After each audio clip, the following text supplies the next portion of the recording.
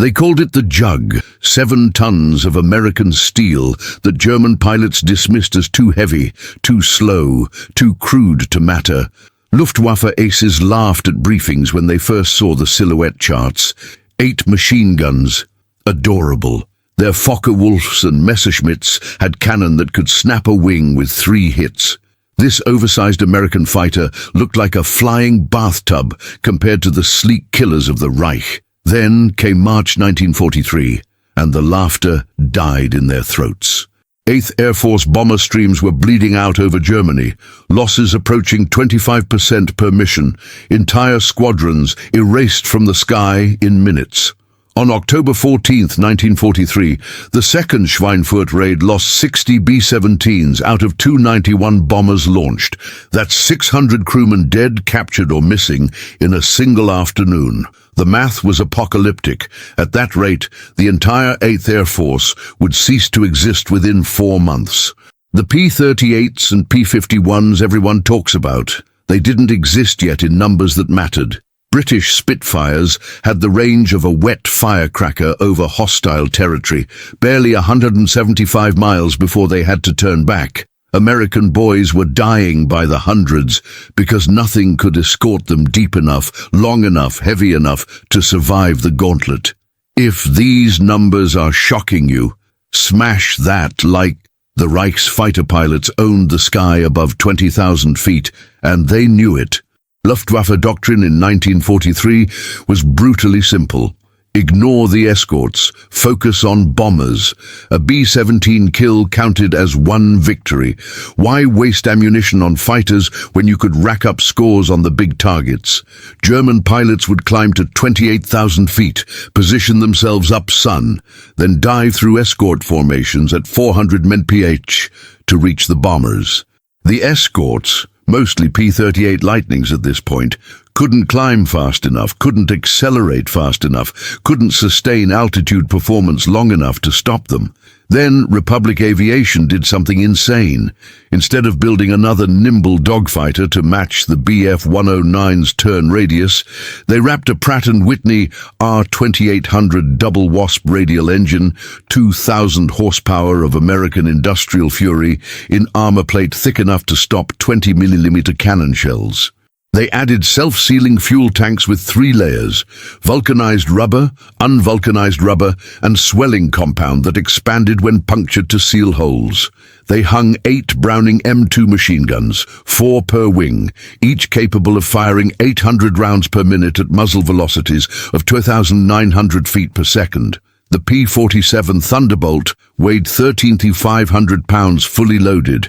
That's as much as 2 Spitfires or 3 Bf-109s. German intelligence officers saw the specs and filed it under no threat. The weight-to-power ratio looked mediocre on paper. Turn radius would be abysmal.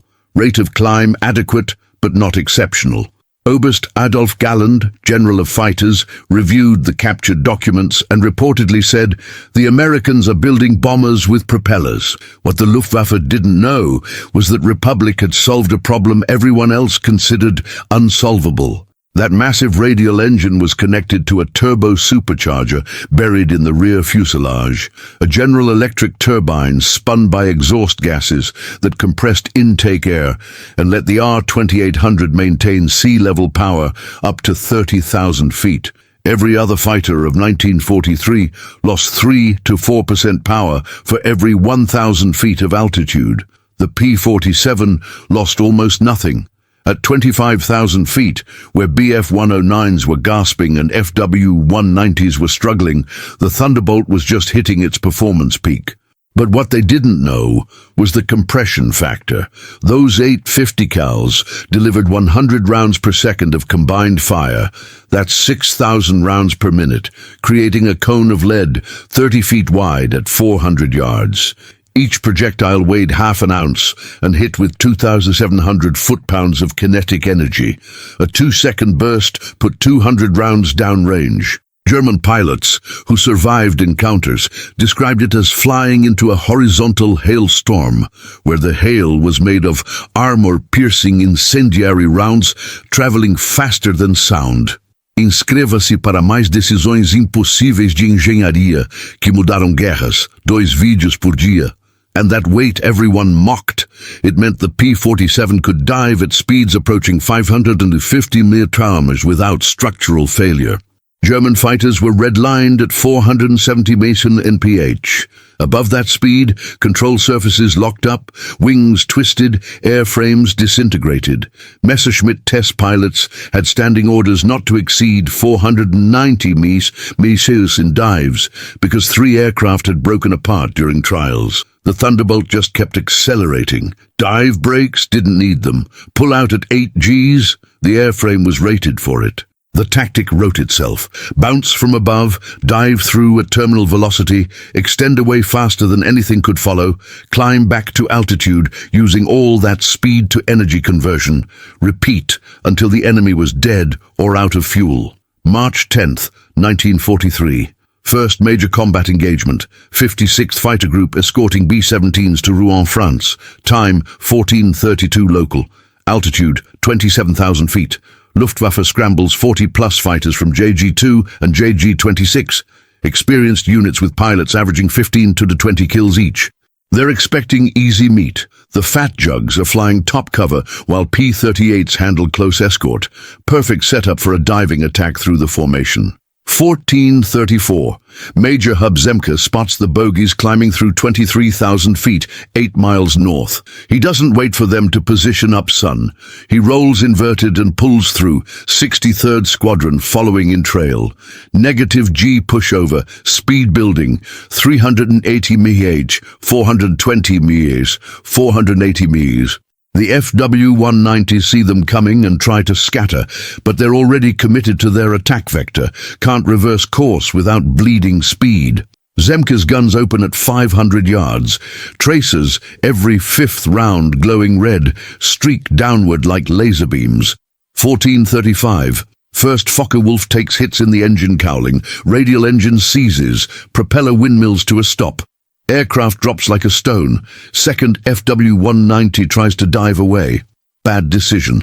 The Thunderbolts are already supersonic in terms of closing speed, and they're still accelerating. Zemke walks his fire from tail to cockpit. 3-second burst, 240 rounds expended. Canopy explodes.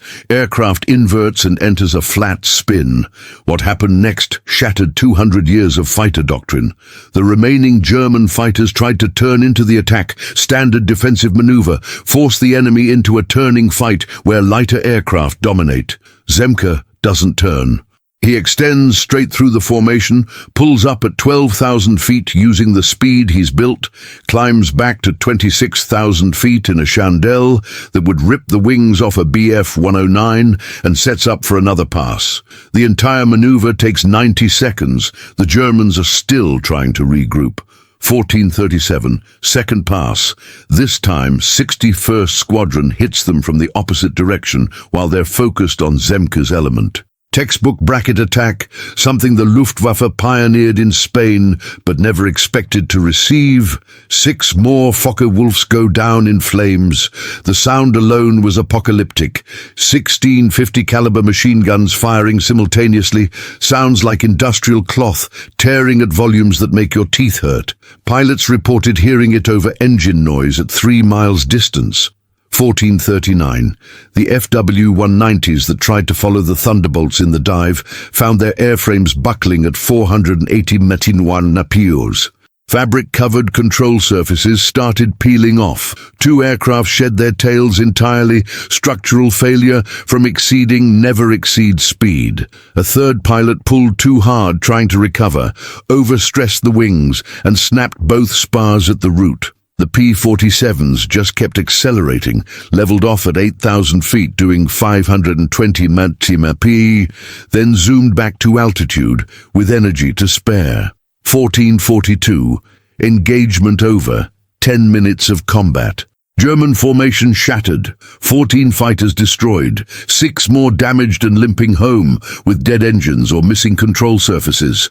56th Fighter Group losses? 0. Not a single P-47 even hit.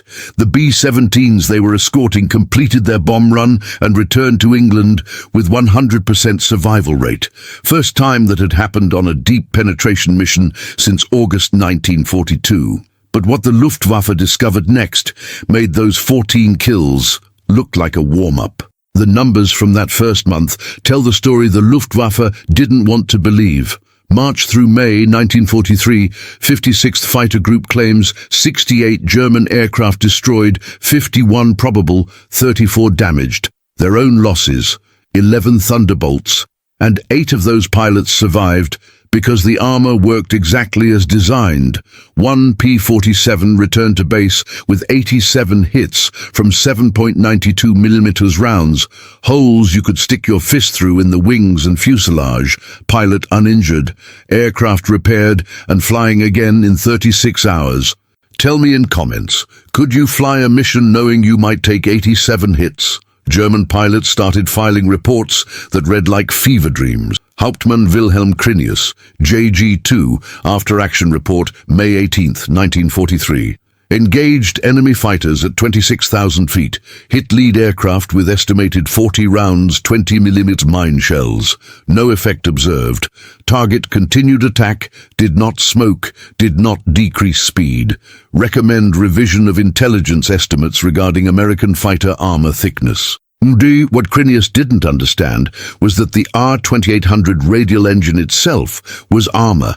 18 cylinders arranged in 2 rows, 12,500 cubic inches of displacement, acting as a found 200-pound shield. You could blow 3 cylinders completely off, and the engine would keep running on the other 15. But what they didn't know was the worst part. The P-47 wasn't done evolving. By June 1943, Republic engineers had solved the range problem everyone said was unsolvable. They added hard points for 150-gallon drop tanks under each wing. Suddenly, the Jug had combat radius to Berlin and back, 475 miles each way with reserves for combat. The entire strategic equation changed overnight. There was nowhere in Germany the 8th Air Force couldn't hit with fighter escort. Nowhere. Then they added bombs and rockets. August 1943, 200-pound bombs on underwing pylons. September 1943, 500-pound bombs on centerline and wing stations. October 1943, 5-inch HVAR rockets, 6 per aircraft, each packing more explosive than a 155mm artillery shell. Suddenly, the P-47 wasn't just an escort fighter. It was a fighter-bomber that could carry 2,500 pounds of ordnance while still dominating air-to-air combat. You could strafe a tank column at dawn, dogfight at noon, bomb a rail yard at dusk, and shoot down a night fighter on the way home. One platform, infinite roles. The Germans had optimized their fighters for specific mission profiles.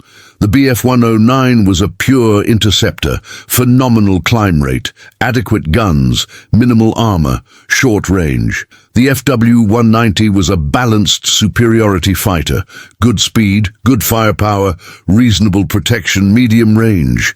The Bf-110 was a heavy fighter bomber, lots of payload, decent guns, vulnerable in a dogfight. Each design made compromises. The Americans said yes to everything and made it work through sheer engineering brutality and industrial capacity. Let's talk about that industrial capacity, because this is where the nightmare truly began for the Luftwaffe. In 1943, Germany produced 10,198 single-engine fighters total, all types combined, including training aircraft. That same year, Republic Aviation's Farmingdale and Evansville plants produced 9,157 P-47 Thunderbolts. One company, one aircraft type, nearly matching an entire nation's fighter output.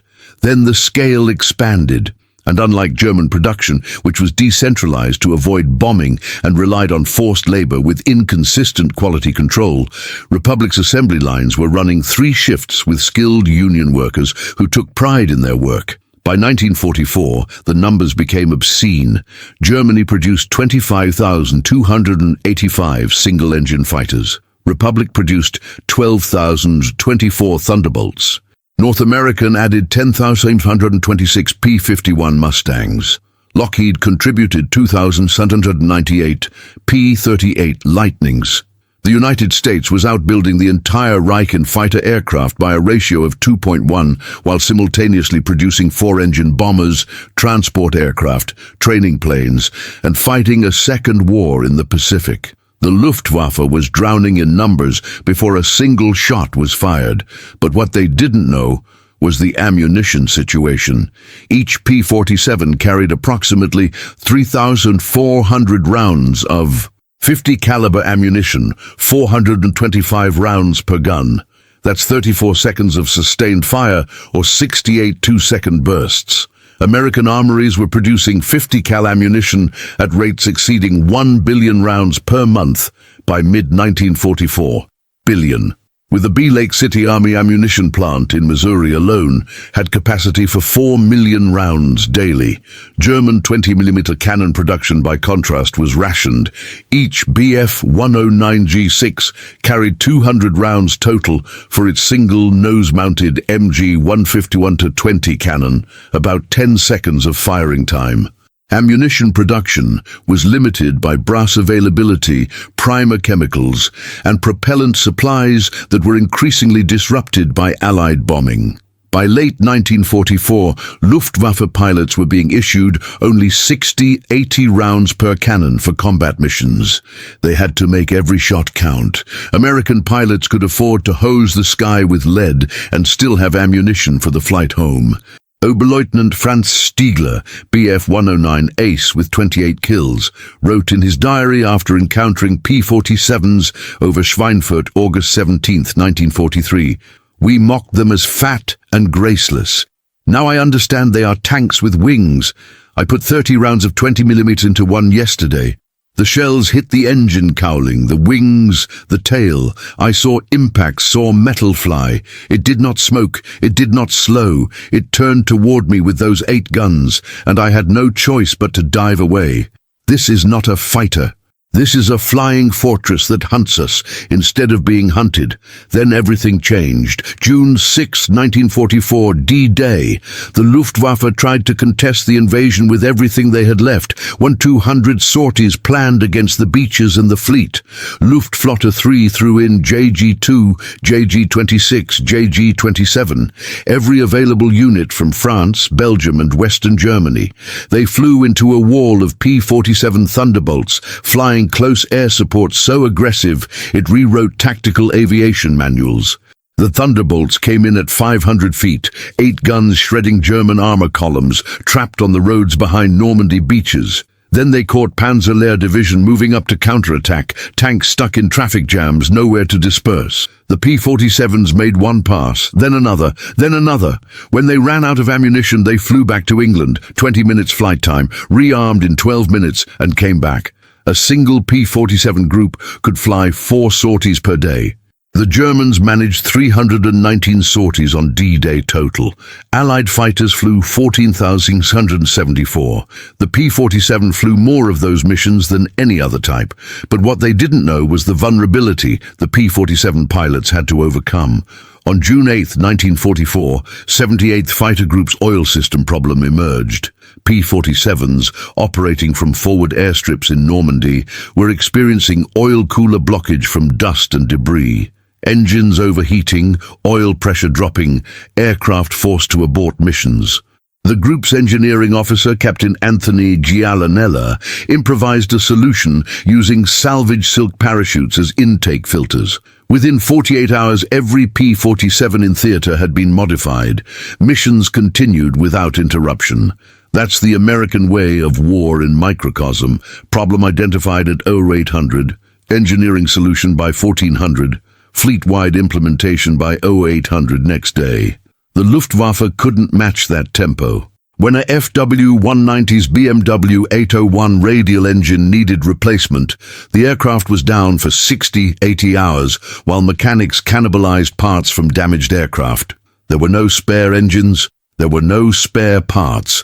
There was only scarcity, improvisation, and desperation. Meanwhile, Republic Aviation was shipping complete replacement engines to Europe at a rate of 500 per month. A P-47 with battle damage could have a new engine installed in 6 hours. By August 1944, the Thunderbolts had evolved their tactics to a level the Luftwaffe couldn't counter. Dive bomb and top cover became standard. Half the flight would go down to hit ground targets, while the other half stayed at altitude to bounce any interceptors. Then the trap closed. The Germans tried to catch the low flight while it was vulnerable. The high flight would drop on them from 25,000 feet doing 500 mph. They tried to ignore the ground attackers and go for the top cover. The low flight would zoom climb after bombing and bracket them. There was no good option. Then came the Ruhr pocket, April 1945. The German 15th Army was surrounded, 370,000 troops trying to break out toward the east. They moved at night, hid during the day. It didn't matter. P-47s of the 9th Air Force flew armed reconnaissance around the clock. They used rockets to crack open buildings where troops were hiding. They used bombs to crater roads. They used machine guns to shred convoys. In 3 weeks of continuous operations, the 9th Air Force flew 17,193 fighter-bomber sorties. The P-47 accounted for 11,240 of them. The 15th Army surrendered on April 21st, having lost 80% of its equipment without engaging Allied ground forces. By war's end, the numbers had become absurd. P-47s destroyed 7,067 German aircraft in air-to-air combat, more than any other Allied fighter type in the European theater. That's not including probables, not including ground kills. Pure air-to-air victories, but the ground attack numbers are where the nightmare truly lived. 86,000 railway cars destroyed, 9,000 locomotives, 6,000 armored vehicles, 68,000 trucks, 6,000 horse-drawn vehicles, 1,200 tanks. A single fighter-bomber type had crippled Germany's ability to move supplies, reinforcements, and fuel across land. Wehrmacht logistics officers calculated in March 1945 that it took 16 hours to move a division by rail from Berlin to the Rhine in 1943. In 1945, the same movement took 6 days, and only if attempted at night, with massive losses and with no guarantee of arrival. The P-47 had turned German-occupied Europe into a free fire zone where nothing could move in daylight without being hunted. Subscribe for more stories of engineering that changed history, 2 videos every day. Luftwaffe pilots who survived the war said the same thing in interrogations. Oberst Johannes Steinhoff, 176 victories, captured May 1945. The P-47 broke us not through elegance, but through relentless, unstoppable presence. You couldn't outrun it. It was as fast as anything we had at altitude, faster in a dive. You couldn't outturn it in practical combat. Yes, a Bf-109 could turn inside it in theory, but the moment you tried, you bled speed and became a stationary target for those 8 guns, and you absolutely could not trade shots with it. Our 20mm hit harder per shell, but we couldn't afford to miss. They could afford to fire 200 rounds to get 10 hits. We couldn't afford to fire 20 rounds to get 2 hits. The irony that the Luftwaffe never quite processed. Those 8 machine guns they mocked as inferior to cannon. Each M2 Browning had an effective range of 1,000 yards with armor-piercing incendiary rounds. German 20mm MG-151 cannon were absolutely lethal at 600 yards maximum. The mine shells they used for thin-skinned targets were deadly, but had poor ballistics beyond 400 yards. The P-47 could open up at distances where Bf-109s couldn't even return fire. Walk that stream of lead into the target using tracers to correct aim, and keep shooting until something critical broke. What happened next broke everything they knew about fighter evolution. Post-war analysis by the U.S. Strategic Bombing Survey showed the P-47 had the lowest loss rate per sortie of any Allied fighter. 1.7 losses per 1,000 sorties in the European theater, January 1944 through May 1945. The Spitfire everyone romanticizes, 3.4 per 1,000. The nimble, long-legged P-51 Mustang, 2.8 per 1,000. The ungainly, mocked, too heavy to dogfight Thunderbolt brought its pilots home more consistently than anything else in the sky, because Republic Aviation had done the math nobody else wanted to do. Survivability beats maneuverability when the mission is to win a war of attrition, not score style points in dogfighting acrobatics. A dead ace in a shot-down Spitfire contributes 0 to the war effort. A mediocre pilot in a P-47 who survives 150 missions, destroys 3 aircraft and 40 trucks, and trains 2 replacement pilots is strategically invaluable. The Americans understood this. The Germans never did. But what they didn't know was that one encounter would become legend and symbolize everything the war had become. December 20th, 1943. Bf-109 pilot Franz Stigler, the same one who'd written about the indestructible P-47, intercepted a crippled B-17F limping home over Bremen. Tail gunner dead, number 2 engine destroyed, number 4 engine streaming oil, holes in the fuselage you could see daylight through. Pilot Charlie Brown was barely conscious from blood loss, flying on instinct and desperation. Stigler pulled alongside at 200 feet, guns charged, ready to finish it. Then he saw the tail gunner's frozen blood streaked across the fuselage interior, saw the waist gunner slumped over his shattered weapon, saw how young they all looked through the shattered canopy, 20 years old, maybe less, terrified and helpless. He made a choice that should have gotten him executed by the Gestapo. He escorted the B-17 to the North Sea, flying wingtip to wingtip, keeping other German fighters away by his presence. At the coast, he waggled his wings in salute, the universal pilot gesture of respect, and turned back toward Germany. Charlie Brown survived. Landed the B-17 in England with 11 dead hydraulic systems and brakes that had failed 3 minutes from touchdown. He never forgot the 109 pilot who'd spared his crew. He spent 40 years searching. In 1989, he found Stigler living quietly in Vancouver. They became best friends, inseparable, until they died within months of each other in 2008. Before he died, Stigler told Brown why he'd done it. "I fought for Germany, not for killing helpless boys." By December 1943, I had learned something the High Command refused to see. The P-47s escorting your bombers were changing the fundamental calculus of the air war. They were teaching us that numerical superiority, technological advantage, tactical brilliance, none of it mattered against an enemy who could afford to build 15-ton 683 of something that worked well enough, keep them flying no matter what we threw at them, and replace losses faster than we could inflict them. We were fighting the Atlantic with a bucket. 15,683. That's how many P-47 Thunderbolts Republic Aviation delivered before production ended in September 1945. Germany built 33,184 Bf-109s across all variants over 12 years. 1936 to 1945. Republic built half that number of a single type in 3 years. And every one of those 15,683 Thunderbolts was built to the same specification, with the same armor, the same guns, the same engine, maintained by the same technical manuals, supplied by the same logistics chain. No improvisation, no field modifications, no parts scavenged from wrecks, industrial war perfected. The P-47 Thunderbolt never got the romance of the Spitfire, never got the glory of the P-51 Mustang. Authors wrote books about the Mustang's sleek lines and long range. Movies featured Spitfires in dramatic dogfights over England. The Jug got footnotes and also served mentions. But here's what the record shows.